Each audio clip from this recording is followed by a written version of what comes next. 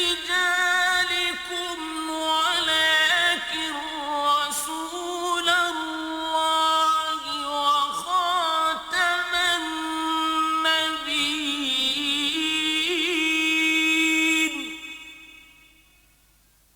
وكان الله بكل شيء عليما. الحمد للہ وکفا والصلاة والسلام علی عباده الذین اصطفى خصوصاً علی افضلهم وخاتم النبیین محمد الامین وعلی آلہ وصحبہ اجمعین.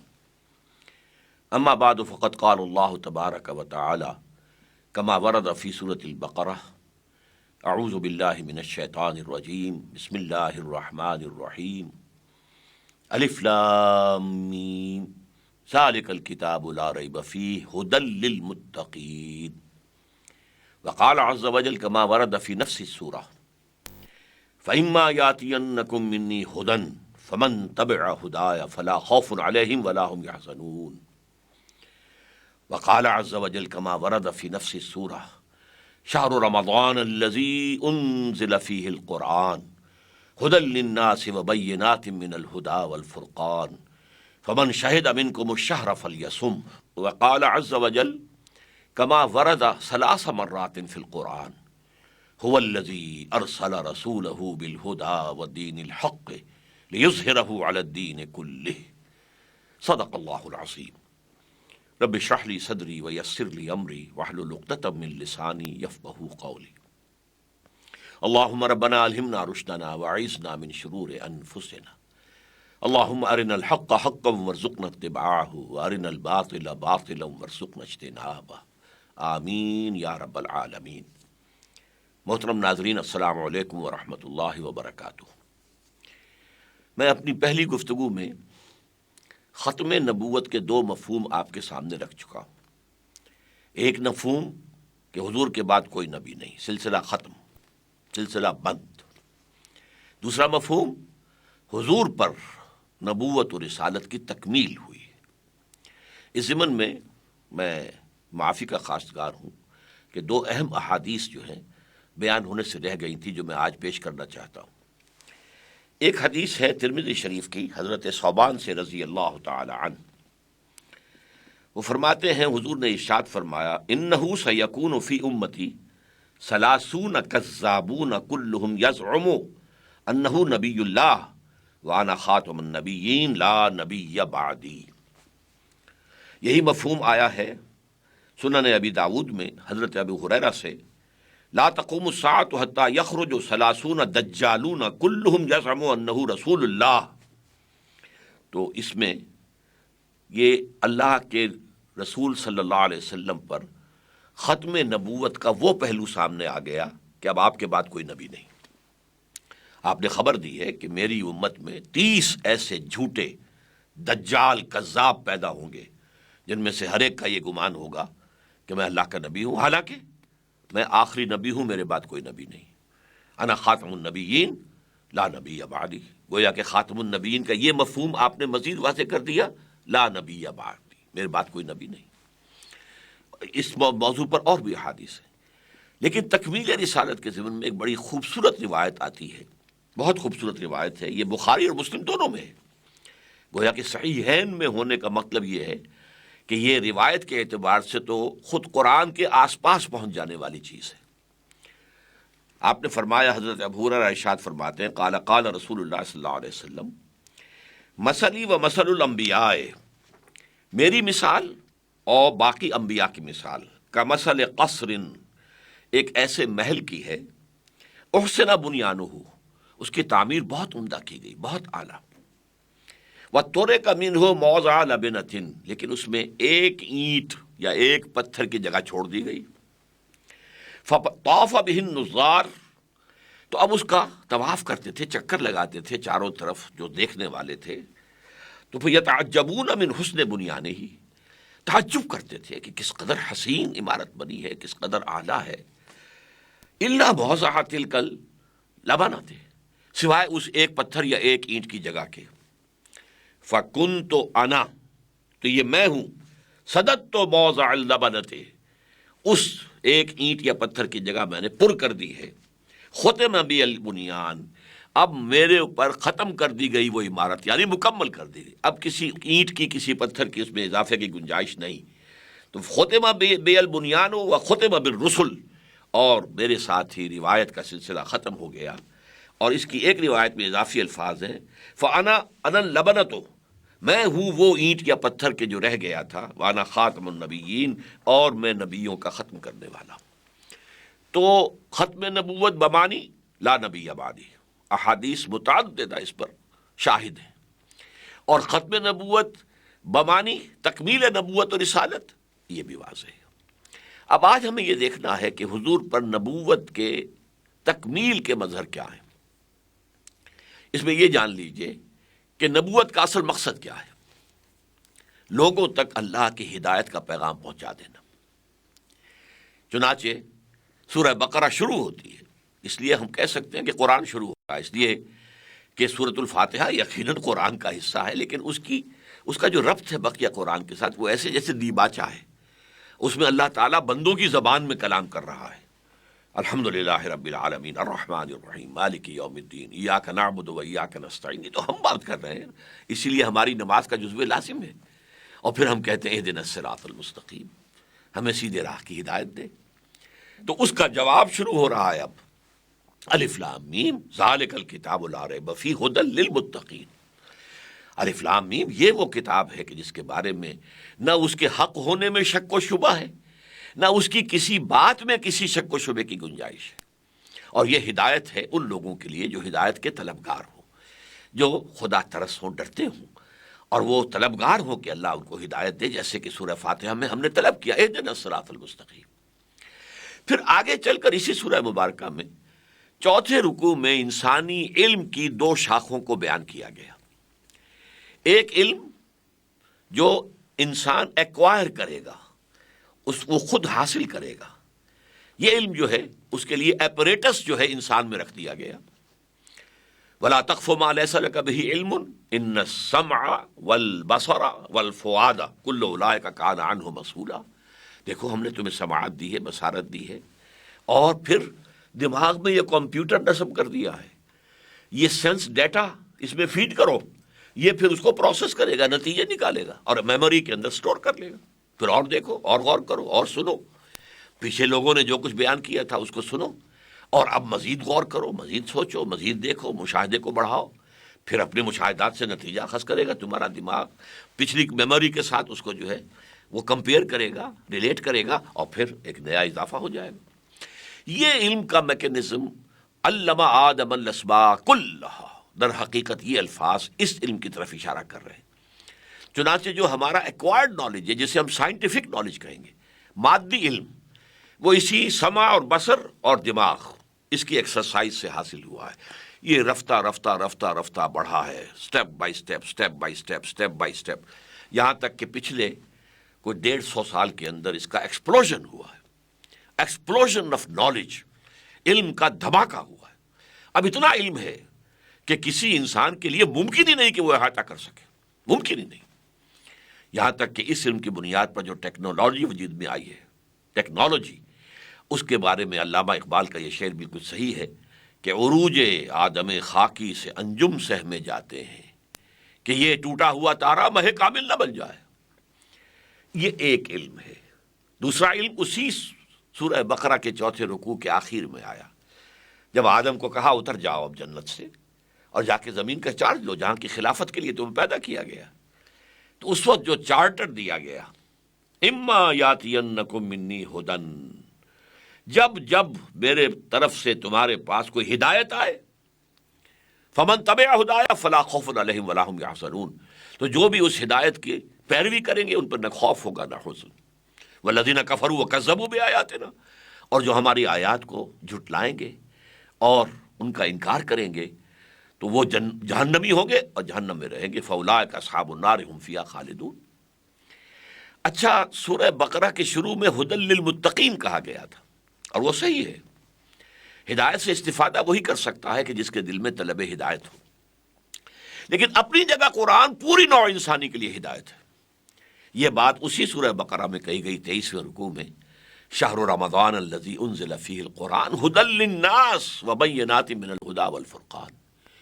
یہ جو رمضان مبارک کا مہینہ ہے، یہ وہ ہے جس میں کہ قرآن نازل کیا گیا، جو تمام انسانوں کے لیے ہدایت ہے۔ نہ صرف جس وقت نازل کیا گیا اس وقت تک کہ تمام عالم کے انسانوں کے لیے ہدایت تھا، بلکہ آئندہ قیامت تک آنے والے تمام انسانوں کے لیے یہ ہدایت ہے۔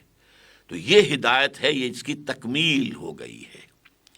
یہی وجہ ہے کہ اس کے بعد حضور کی شان مبارکہ میں جو 3 مرتبہ الفاظ آئے ہیں، اور یہ میری گفتگو میں بار بار آئیں گے، سورہ توبہ کی آیت نمبر 33، سورہ فتح کی آیت نمبر 28، سورہ صف کی آیت نمبر 9، هو الذی ارسل رسولہ بالہدی ودین الحق لیظہرہ علی الدین کلہ۔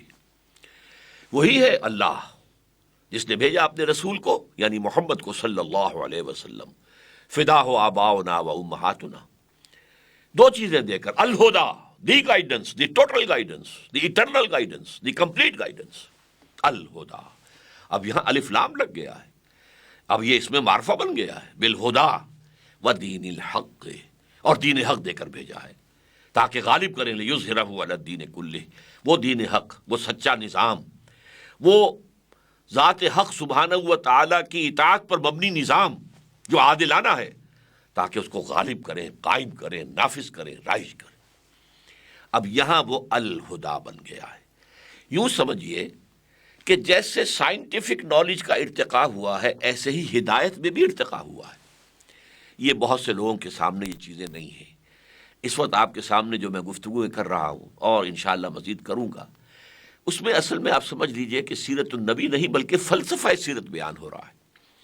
سیرت النبی تو آپ کتابوں میں پڑھ سکتے ہیں، لیکن یہ چیزیں جو ہے بہت سی ایسی آپ کو ملیں گی کہ جن کی طرف عام طور پر ابھی ذہن گیا ہی نہیں۔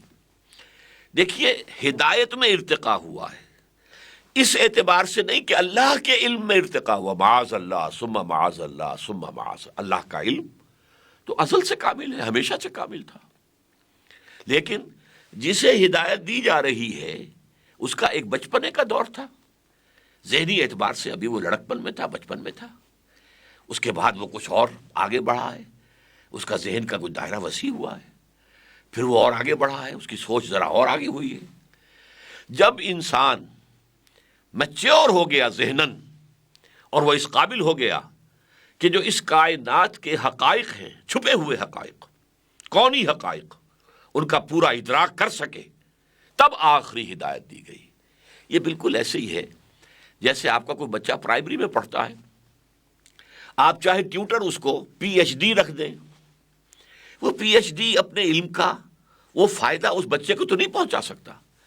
وہ پڑھائے گا تو وہی الف باتا سے شروع کر کے جو پرائمری کے بچے کے اندر جو استعداد ہے، ابھی دماغ اس کا وہی ہے، اس سے زیادہ تو نہیں پڑھا سکتا۔ پھر ہائی اسکول میں جاتے ہیں تو پھر اور دماغ کھلتا ہے، سطح اور اوپر آتی ہے، اور اس کے بعد آپ آج کل جسے میٹرک کا امتحان کہتے ہیں، پچھلے زمانے میں اسے کہتے تھے انٹرنس ایگزامینیشن، انٹرنس داخلہ۔ علم کی دنیا میں داخلہ تو تب ہوتا ہے جب آپ کالج میں آتے ہیں اور پھر یونیورسٹی میں جاتے ہیں۔ تو اس اعتبار سے انسان کے ذہنی فکر، انسان کے کونی تصورات، ان میں ارتقاء ہوا ہے، ذہن کی سطح بلند ہوتی چلی گئی ہے۔ یہ لیکن ان کونی جو حقائق ہیں ان کا علم انسان کو پہلے دن سے ہونا ضروری تھا، کیونکہ اگر اسے یہ معلوم نہیں کہ میرا کوئی مالک ہے اور خالق ہے تو وہ کیسے اس کی اطاعت اور بندگی کرے گا؟ اگر اسے یہ معلوم نہیں کہ مرنے کے بعد اسے حاضر بھی ہونا ہے تو وہ کیسے جواب دہی کے لیے اپنے آپ کو تیار کرے گا؟ تو گویا کہ ایمان کا اجمالی علم تو اول روز سے ضروری تھا، لیکن ایمان کا فلسفیانہ پس منظر، ایمان کے لیے دلائل، ایمان کے لیے براہین، یہ ابتدا میں ابھی جب کہ عہد طفولیت میں انسان تھا وہ نہیں سمجھ سکتا تھا، لہذا ہدایت آئی، پھر آئی، پھر آئی، پھر آئی، پھر آئی، جیسے جیسے فلسفیانہ فکر انسان کا میچور ہوتا گیا، اسی کے ساتھ اسی کے مطابق ہدایت کا لیول بڑھا دیا گیا۔ تو اسی وجہ سے دیکھیے، میں آپ سے عرض کر دوں کہ جو لوگ فلسفے کی تاریخ پر جنہوں نے کتابیں لکھی ہیں وہ مانتے ہیں کہ فلسفیکل تھاٹ جو ہے اور مذہب کی بنیاد جو ہے وہ اسی پر ہوتی ہے کہ پہلے تو آپ کو معلوم ہے یہ کائنات ہے کیا، میں کون ہوں، میرا کوئی مالک بھی ہے کہ نہیں ہے، مرنے کے بعد مجھے پھر کوئی جی اٹھنا یا نہیں، وغیرہ وغیرہ.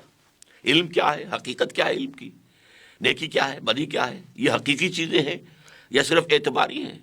جیسے انگریزی میں محاورہ ہے nothing is good or bad, only thinking makes it so. کوئی چیز نہ فی الحقیقت اچھی ہے نہ فی الحقیقت بری ہے، یہ تو ہمارا سوچنے کا انداز ہے جو کچھ چیزوں کو برا کچھ کو اچھا کہہ دیتا ہے، وغیرہ وغیرہ. یہ مسائل جو ہیں یہ بتائے تو گئے، لیکن ذہنی سطح کے مطابق ان مسائل کا بیان، ان کی وضاحت، ان کی تشریحات، ان کے لیے فلسفیانہ فکر بڑھتا چلا گیا. تو میں بتا رہا تھا کہ ہسٹری آف فلاسفی پر جو کتابیں لکھی گئی ہیں، ہمارے ہاں خلیفہ عبد الحکیم نے ایک بڑی اہم کتاب لکھی، اور اکثر لوگوں نے مانا ہے کہ فلسفیانہ سوچ کے اعتبار سے انسان کی پورے عالم انسانیت کی، نوع انسانی کے 1200 برس بہت اہم ہیں. 600 BC حضرت مسیح سے 600 سال قبل سے شروع ہو کر 600 AD یعنی حضرت مسیح کے بعد 600 برس، یہ 1200 سال ہیں. سارے فلسفے ان میں پیدا ہوئے، سارے مذاہب ان میں پیدا ہوئے. اس اعتبار سے اسے کہا جاتا ہے 6th century AD یعنی 600 عیسوی جو ہے انسان کی ذہنی میچورٹی کا وقت ہے. اب دیکھیے، یہ اس سے پہلے جو کتابیں آئیں وہ ہدایات پر مشتمل تھی. سب سے پہلی کتاب ہمارے نزدیک تورات ہے، اور اس کا اہم ترین جو اس کے لیے اصطلاح ہے 10 commandments، احکام ہے، یہ کرو یہ نہ کرو، یہ کرو یہ نہ کرو، یہ کیوں کرو اس سے بحث نہیں، یہ کیوں نہ کرو اس سے بحث نہیں، بس اللہ کا حکم ہے یہ کرو، دی 10 commandments، the dos and don'ts, یہ کرو یہ مت کرو. اس کے بعد حضرت مسیح علیہ السلام پر حکمت بھی نازل کی گئی. یہ جو اللہ تعالیٰ کی طرف سے قرآن مجید میں آتا ہے حکمت کا لفظ، اللہ نے مجھے حکمت عطا کی، آتانی الحکمہ، مجھے حکمت عطا کی ہے، جئت بالحکمہ، میں حکمت لے کر آیا ہوں. لیکن یہ کہ اس 600 برس جو ہے اس میں بھی ابھی انسان میچور نہیں تھا کہ اس حکمت کو بتمام و کمال ریسیو کر سکے. یہی وجہ ہے کہ بائبل میں یہ لفظ موجود ہے. اپنے حواریوں سے آپ نے فرمایا علیہ الصلاۃ والسلام کہ میں نے ابھی تم سے اور بھی باتیں کرنی تھیں اور باتیں بتانی تھیں، لیکن ابھی تم ان کا تحمل نہیں کر سکو گے، تم اس قابل نہیں ہو کہ ان کو ریسیو کر سکو، سمجھ سکو. جب وہ فارقلیت آئیں گے، یہ فارقلیت اس کا اصل ترجمہ ہے محمد، دی پریزڈ ون، لیکن یہ کہ یہ لفظ جو ہے ایک جو سمجھیے کانٹا بن کر عیسائیوں کے حلق میں پھنسا ہوا ہے. کبھی اسے کہتے ہیں سچائی کی روح جب آئے گا، سچائی کی روح جب آئے گا، جب وہ تمہارا سب سے بڑا وکیل جب آئے گا، تو وہ آئے گا یہ تو کہا ہے، جب وہ آئے گا تو سب کچھ بتائے گا. وہ آیا صلی اللہ علیہ وسلم 571 عیسوی میں، ان کی ولادت باسعادت ہوئی. 610 عیسوی میں، جبکہ وہ 1200 سال فلسفیوں کے نزدیک، تاریخ فلسفہ کے ماہرین کے نزدیک پورے ہو گئے تھے، اب انسان میچور تھا، لہٰذا اب وہ آخری ہدایت الہدا دے دی گئی. اور اسی سے ایک بہت اہم مسئلہ متعلق ہے. دیکھیے، ہم مانتے ہیں تورات بھی اللہ کی کتاب تھی. اس سے پہلے حضرت ابراہیم کو بھی کوئی صحیفے دیے گئے تھے جن کا ہم کہیں تذکرہ ہی نہیں سنتے. اب دنیا کے اندر صحف ابراہیم ہے بھی کہ نہیں. تورات کے نام سے ایک کتاب تو ہے، محرف ہے، تحریف شدہ، یہ دوسری بات ہے. اور اسی طرح زبور کے نام سے کتاب تو موجود ہے اولڈ ٹیسٹمنٹ کے اندر، لیکن اس کے اندر بھی اب تحریفات ہوئی ہوں. انجیل حضرت مسیح کو دی گئی، اس میں بھی تحریفات ہوئی ہیں. صاف بات ہے کہ ایک انجیل ہے ہی نہیں، 4 انجیلیں ہیں، اور ان چاروں میں بہت فرق ہے. لیکن ان اللہ کی کتابوں کی حفاظت کا ذمہ اللہ نے نہیں لیا. قرآن نازل کیا تو حفاظت کا ذمہ لے لیا. یہ جو آیت قرآن مجید میں آتی ہے قرآن کی محفوظ ہونے کی، ہم نے ہی انا نحن نزلنا الذکر و انا لہ لحافظون، ہم نے ہی یہ ذکر نازل کیا ہے اور ہم ہی اس کے محافظ ہیں. تو یہ اس کا پہلا حصہ تو تورات کے بارے میں بھی صحیح ہے. تورات کس نے نازل کی؟ انا انزلنا التوراۃ فیہا ھدی و نور، ہم نے نازل کی تھی تورات، اس میں ہدایت بھی تھی، نور بھی تھا. انجیل کس نے نازل کی؟ اللہ نے نازل کی. اس کے بارے میں بھی کہا فیہ ھدی و نور، اس میں بھی ہدایت بھی ہے، نور بھی ہے.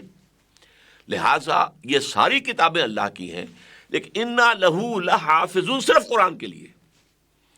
ہم ہیں اس کی حفاظت کرنے والے۔ یہی وجہ ہے کہ قرآن کا ٹیکسٹ بلا کم و کاست دنیا مانتی ہے، جیسے کہ محمد صلی اللہ علیہ وسلم نے دیا تھا نوع انسانی کو، اسی طرح آج موجود ہے۔ نہ تورات کا ٹیکسٹ موجود ہے، وہ مانتے ہیں یہودی کہ ہماری اصل تورات تو گم ہو گئی تھی۔ 587 قبل مسیح میں نبوکدنضر، جس کو بخت نظر بھی ہم کہتے ہیں، اس نے حملہ کیا تھا، حضرت سلیمان کا بنایا ہوا معبد گرا دیا تھا، وہیں پر وہ تورات کا نسخہ موجود تھا۔ آج دنیا میں وہ موجود نہیں ہے، اگرچہ یہودیوں کا عقیدہ ہے کہ موجود ہے۔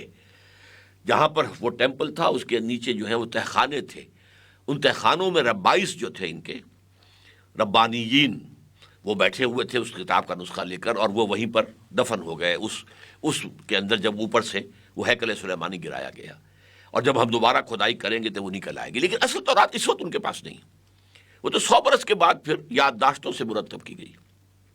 اس اعتبار سے، لیکن یہ میں پیارا سا ایک انداز میرا ہوتا ہے، میں کہتا ہوں کہ ان سابقہ کتابوں کو یہ حق پہنچتا ہے کہ اللہ کی جناب میں شکوہ کریں، اے اللہ ہم بھی تیری کتابیں اور قرآن بھی تیری کتاب، ہماری حفاظت کا ذمہ نہیں لیا اور اس قرآن کی حفاظت کا ذمہ لیا، یہ آپ نے ہمارے ساتھ سوتیلی بیٹیوں والا سلوک کیا۔ اس کا جواب کیا ہے؟ جواب یہ ہے، واضح طور پر ہے کہ ابھی ہدایت کامل ہوئی نہیں تھی، یہ تو انٹرم پیریڈ کے لیے انسٹرکشنز آ رہی تھی، ہدایات آ رہی تھی، کمانڈمنٹس آ رہے تھے۔ ابھی الہدا آنی تھی جو ان سب کو کور کر جائے گی، مہیمن ہوگی، جس میں تمام سابقہ کتابوں کی جو ابدی صداقتیں ہیں وہ موجود ہوں گی۔ تو ظاہر بات ہے کہ ہمیں کوئی کتابوں کا عجائب گھر نہیں سجانا تھا، وہ جو انٹرم پیریڈ کے لیے تھی وہ ختم ہو گئی، جو ہمیشہ کے لیے ہے وہ قائم ہے۔ اور اس میں یہ بات جان لیجئے، واقعتاً اگر ان کتابوں کی حفاظت بھی اللہ کرتا، ذمہ لے لیتا، تو کوئی تحریف نہیں ہو سکتی تھی، اور اگر قرآن کی حفاظت کا ذمہ اللہ نہ لیتا، ہم تحریف کر کے چھوڑتے۔ حضور نے فرمایا لَتَتَّبِعُنَّ سُنَنَ مَنْ كَانَ قَبْلَكُمْ، تم لازماً ان لوگوں کی پیروی کرو گے جو تم سے پہلے تھے، یہود اور نصارہ۔ لیکن یہ کہ اس میں اللہ کی حفاظت کا ذمہ تھا، تو 1400 برس تک وہ پیور ٹیکسٹ ہمارے پاس موجود ہے۔ یہ اللہ تعالیٰ کا بہت بڑا فضل ہے۔ اور اسی پر میں نے ایک جدید جھوٹے کاذب اور دجال نبی کے ایک پیروکار سے جب گفتگو کی تو وہ بہت ہکا بکا رہ گیا۔ میں نے اس سے کہا تم مانتے ہو کہ قرآن میں ہدایت کامل ہو گئی؟ بولے ہاں ہم مانتے ہیں۔ اور میں نے کہا تم مانتے ہو کہ قرآن محفوظ ہے؟ کہ ہاں ہم مانتے ہیں۔ اگر قرآن میں ہدایت کامل ہو گئی اور وہ محفوظ بھی ہے تو مزید ہدایت کی کیا ضرورت ہے؟ یہ بتاؤ مجھے عقلی طور پر، منطقی طور پر۔ جب کامل ہو گئی اور محفوظ کرنے کا ذمہ لے لیا اللہ نے، تو وہ کھڑکی جو ہے، وہ لینے والا، وہ اینٹینا جو تھا نبوت والا، وہ بند۔ اب کوئی وہی نہیں آئے گی، وہی کا دروازہ بند۔